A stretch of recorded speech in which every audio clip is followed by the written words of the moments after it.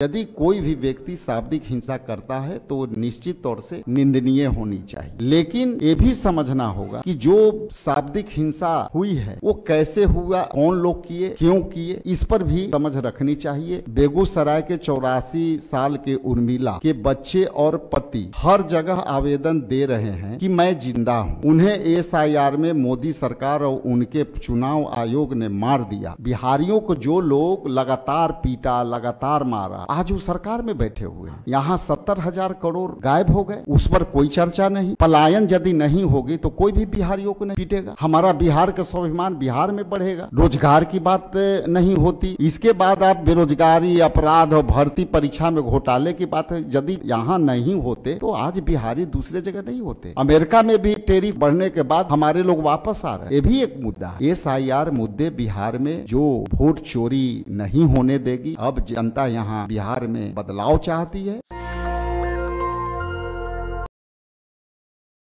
कि जब ये गहन वोटर पुनरीक्षण का काम का जो है एक बिहार में लगातार इंडिया गठबंधन और बिहार प्रदेश कांग्रेस कमेटी के संयुक्त प्रयास से हम लोग लगातार जनता के बीच इलेक्ट्रॉनिक्स और प्रिंट मीडिया छायाकारों के साथ संवाद करते रहे और आज उसी का परिणाम है कि एसआईआर में जनता तक सच्चाई पहुंची और इस मायने में पहुंची कि आदरणीय राहुल गांधी जी ने जो 1.5 घंटे का प्रेस ब्रीफिंग किया था दिल्ली में, आज उसका जवाब देने के लिए किसी के पास कोई उत्तर नहीं है, ना इलेक्शन कमीशन के पास और ना ही सरकार के पास। हम बड़ी ही कृतार्थ हैं, बहुत ही धन्यवाद के पात्र आदरणीय न्याय योद्धा आदरणीय राहुल गांधी जी, हमारे अखिल भारतीय कांग्रेस कमेटी के राष्ट्रीय अध्यक्ष सम्मानित मल्लिकार्जुन खड़गे जी, हमारे केसी वेणुगोपाल जी जो संगठन के काम देखते हैं, हमारे कृष्णा अलावारू जी जो बिहार के प्रभारी हैं, हमारे शहनवाज आलम जी, सुशील पासी जी और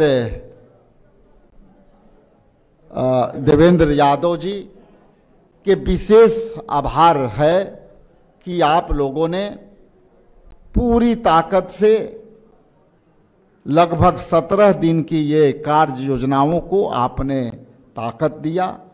ऑल इंडिया कांग्रेस कमेटी के सभी गणमान्य नेता जो वर्किंग कमेटी के सदस्यगण, ऑल इंडिया से आए हुए कांग्रेस पार्टी के तमाम सांसदगण और कई मुख्यमंत्री, कर्नाटक के मुख्यमंत्री, तेलंगाना के मुख्यमंत्री और असम के मुख्यमंत्री, तमिलनाडु के मुख्यमंत्री, सब के प्रति मैं विशेष आभार प्रकट करता हूं कि आपने बिहार प्रदेश कांग्रेस कमेटी को एसआईआर में आकर के आपने ताकत दिया।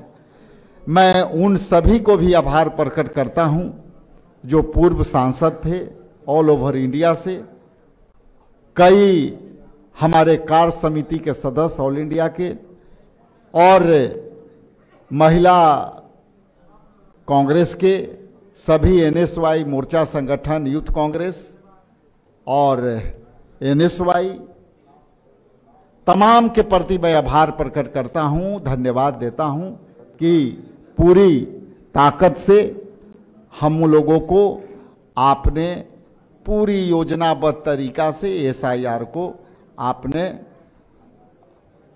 ताकत दिया।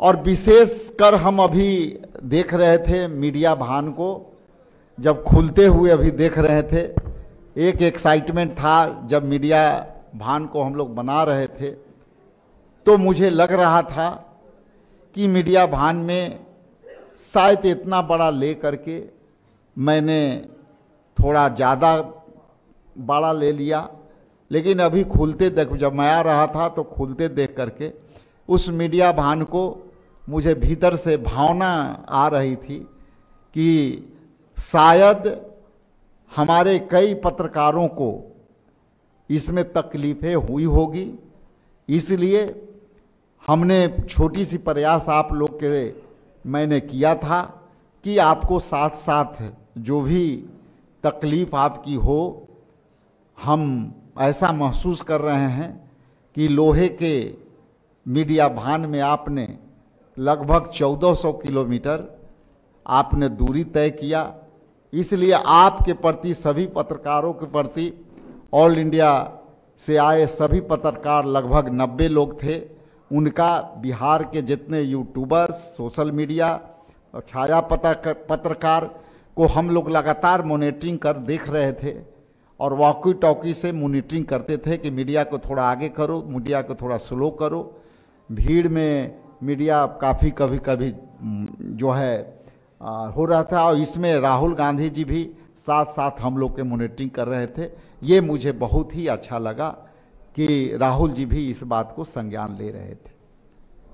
हम बहुत ही शुक्रगुजार हैं अपने जिला अध्यक्षों को, हम बहुत ही शुक्रगुजार हैं अपने प्रखंड अध्यक्षों को, बहुत ही शुक्रगुजार हैं उनके जिन्होंने अपने छोटी सी भी अपनी भूमिका अदा की है, उनको भी आभार प्रकट करता हूं कि आपने पूरे ताकत दिया। हालांकि जब हम ये तैयारी कर रहे थे तो हमारी तैयारी बड़ी थी और हम गांधी मैदान में बड़े पैमाने पर रैली के रूप में देखना चाहते थे, कराना चाहते थे, लेकिन कतिपय कई कारणों से वो रैली ही रहा। चूंकि रात का जो माहौल था, लगभग 36,000 लोग रात में ही आ चुके थे और भोर होते होते लगभग 50,000 से प्लस कर गए थे। और जब हमने सुबह देखा तो हमारा अनुमान हो सकता है कि मैथमेटिक्स में कम हो, लेकिन लोग बताते हैं कि 2 से 2.5 लाख का करवा था और हम कई 35 से 40,000 लोग को ये भी नहीं पता चला कि राहुल जी के यात्रा यहाँ से निकल चुकी है और लोग वहीं बैठे रह गए। और अंत में उन लोगों जब हुआ पता चला तो वो कारवा इतनी तेजी से आई कि आते आते वो कारवा लंबी हो गई। जो हमारा जो यात्रा का जो कन्वाई था वो लंबाई कम था, फिर भी गांधी मैदान से बहुत से लोग नहीं निकल पाए। चूंकि तब तक निकलते दूरी मात्र। सभी को धन्यवाद देता हूं, आभार प्रकट करता हूं और 2 बात कह के अपनी वाणी को विराम देता हूं। असम के मुख्यमंत्री आप बोल दिए, असम कांग्रेस के प्रदेश अध्यक्ष थे, ये लिख के दिया, इसको धन्यवाद ज्ञापन का। ठीक है, तो हम समझते हैं कि हमारे जितने भी यहाँ कार्यकर्ता हैं, शायद पहले हम लोग शंका करते थे कि कांग्रेस पार्टी के कार्यकर्ता नेता, हम लोग निर्णय लेने में डरते थे कि हम जो है कोई कार्यक्रम करेंगे तो जो है शायद हम वहाँ तक नहीं। लेकिन कांग्रेस पार्टी के तमाम नेता, कार्यकर्ता और राहुल जी का टीम, ये 3 टीम काम कर रही थी। वो टीमें बैजू जी का टीम और आपका जो है त्यागी जी का, वो बेचारे उनकी पैर भी फ्रैक्चर कर गई इस कार्यक्रम में, और कई ऐसे टीम थी जो लगातार यात्रा को ताकत दे रहे थे। और यह हम समझते हैं कि एकमात्र यदि अकेला कोई व्यक्ति काम किया है तो वो राहुल गांधी जी हैं, जो पूरी यात्रा को ताकत दिया। बस अंतिम एक पॉइंट, लगातार जारी रखेंगे और ये कारवा रुकनी नहीं चाहिए। आपसे अपील करते हैं कि हर जिला मुख्यालय में, आप प्रखंड मुख्यालय में अब लोगों को नाम जुड़वाने के लिए प्रयास करना चाहिए और हम जल्दी ही आपके बीच दूसरे स्वरूप में आपके जिले में हम प्रारूप तैयार करने की कोशिश कर रही है। उस प्रारूप के साथ हम आपके बीच होंगे। बहुत बहुत धन्यवाद। लेकिन आप लोगों ने इतिहास रचा है, ये आज पूरा बिहार बोल रहा है कि कांग्रेस पार्टी ने पूरी तरह से एक नई दमखम से दिखी और पूरी ताकत से मजबूती दी और लोग में ये बड़े संख्या में सम्मानित लोग आए। रात भर सोए भी नहीं, मेला के तरह, प्रदर्शनी के तरह, जश्न के तरह, कहीं बाजा बज रहा है, कहीं माइक से गाने हो रहे हैं, कोई नाच रहा है, कोई नुक्कड़ कर रहा है। ये रात भर जो गांधी मैदान की जो माहौल थी, वो मुझे भी नहीं पता कि कौन क्या प्लान करके आया था और यहाँ आन करके वो पूरे ताकत दी। ऐसा है सागर जी कि भिड़ंत नहीं हुई, ये हम अपने लोकतांत्रिक मूल्यों को समझते हैं और हम बापू के अनुयायी हैं, तो हम शारीरिक हिंसा क्या, हम शाब्दिक हिंसा से भी हम लोग दूरी रखते हैं। यदि वो इस तरह के हिंसा किए हैं तो उनके तरफ से हुए हैं, बीजेपी के तरफ से हुए हैं, लेकिन इस पर हमारी इतना ही टिप्पणियां होगी कि लोकतंत्र में वैचारिक लड़ाई हो सकती है, लेकिन हम अहिंसा में शारीरिक हिंसा और शाब्दिक हिंसा से दूर रहने वाले लोग हैं।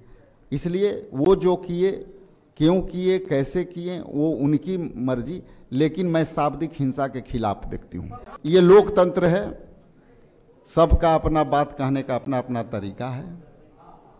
कोई भी लोकतंत्र में अपना समझ के अनुसार अपना निर्णय लेता है, उसमें हमारी कोई टिप्पणियां नहीं है। लेकिन जो बातें कही जा रही है, यह बात कर्नाटक में भी इसी तरह के घटनाओं को बार बार भावना को लेकर के किया गया था। जैसा कि मैंने कहा कि हम शाब्दिक हिंसा के सख्त खिलाफ हैं।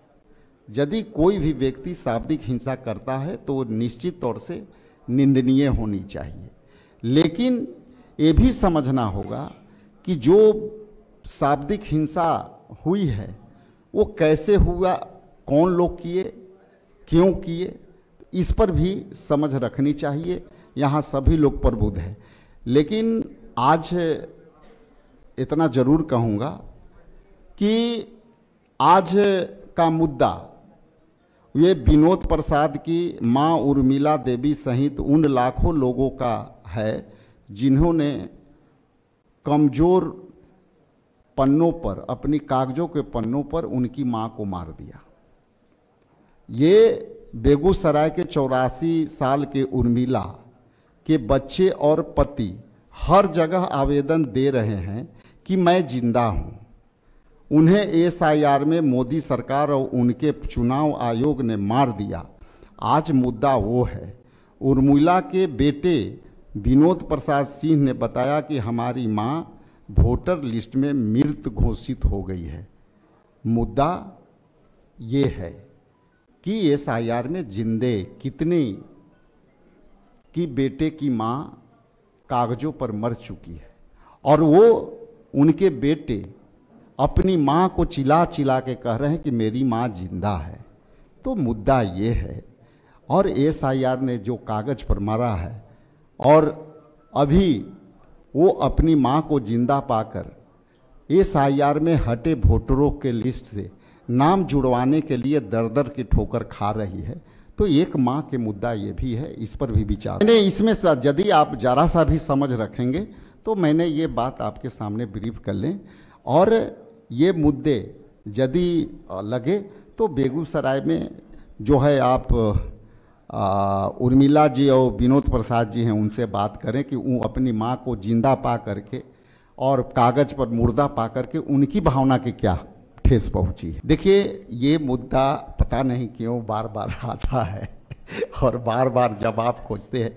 ये स्पष्ट है कि हमारा मुद्दा एसआईआर है, हमारा मुद्दा वोटरों का अधिकार का है और इसका जवाब समय पर वो भी मिलेगा। आपको सारे मुद्दे के जवाब देंगे हम। देखिए, बिहारियों के जहां तक मुद्दे हैं, कई ऐसे लोग हैं जो भाजपा बिहारियों का अपमान करने वाले के साथ सत्ता में है, तो पहले तो वो देखिए ना।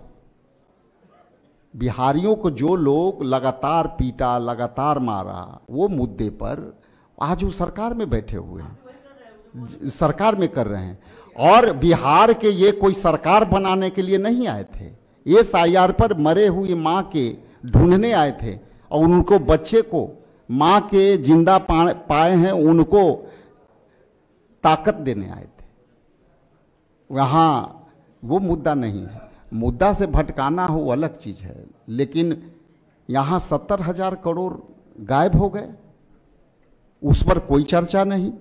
आप जो है कह रहे हैं कि यहाँ पलायन यदि नहीं होगी तो कोई भी बिहारियों को नहीं पीटेगा, हमारा बिहार का स्वाभिमान बिहार में बढ़ेगा, इसलिए रोजगार की बात नहीं होती। इसके बाद आप बेरोजगारी, अपराध और भर्ती परीक्षा में घोटाले की बात है। यदि जब सब यहाँ नहीं होते तो आज बिहारी दूसरे जगह नहीं होते। विदेश में भी ये मुद्दे हो रहे हैं, अमेरिका में भी टैरिफ बढ़ने के बाद हमारे लोग वापस आ रहे हैं, ये भी एक मुद्दा है। तो क्या वहाँ लोग IAS IPS बनने जाते हैं? ट्रेन में धक्के खा के, जमीन पर गिर के, पड़ के जाते हैं। और नहीं है तो कई बिहारी के ऐसे मोहल्ले हैं जहाँ वो लोग किस हालत में रहते हैं।